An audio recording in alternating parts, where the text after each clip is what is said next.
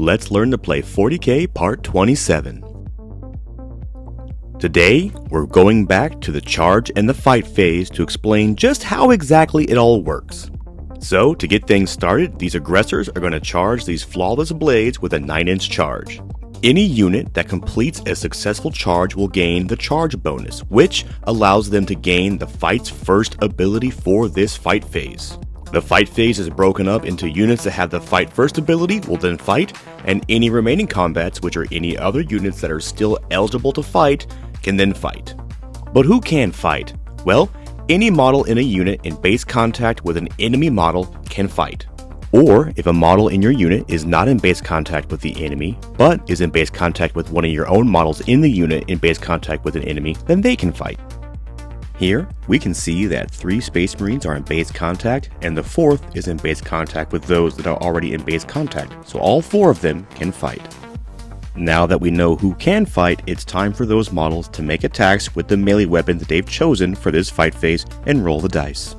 With all the attacks finished, a flawless blade was destroyed. Now, the aggressors will consolidate.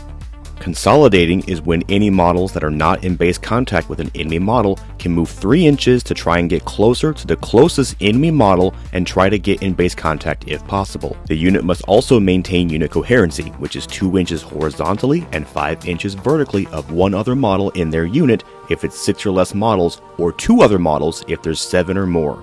And so the unit is still within engagement range of the enemy unit and in unit coherency, so they have successfully consolidated. Then, it's time to move on to any remaining combats, which is going to be the flawless blades. They will perform a pile-in, which is performed just like a consolidate, but you do it before you fight, so any models that are not eligible to fight get a chance to try and get in there so they can fight. So these 2 models that were not in base contact are making their 3-inch move to get closer in to the closest enemy, and thus putting them in base contact with other models in their unit that are in base contact so they can fight. So every time a unit is chosen to fight, you pile in, fight, and then consolidate.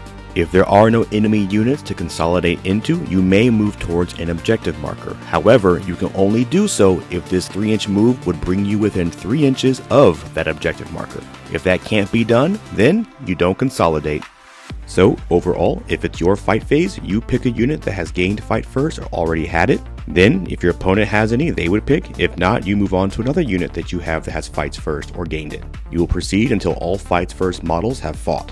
Then, it's the remaining combats, which is any unit that's eligible to fight, so they had to be within engagement range or completed a charge move but didn't get the charge bonus, basically heroic intervention. Then, starting with your opponent, you alternate units that can fight.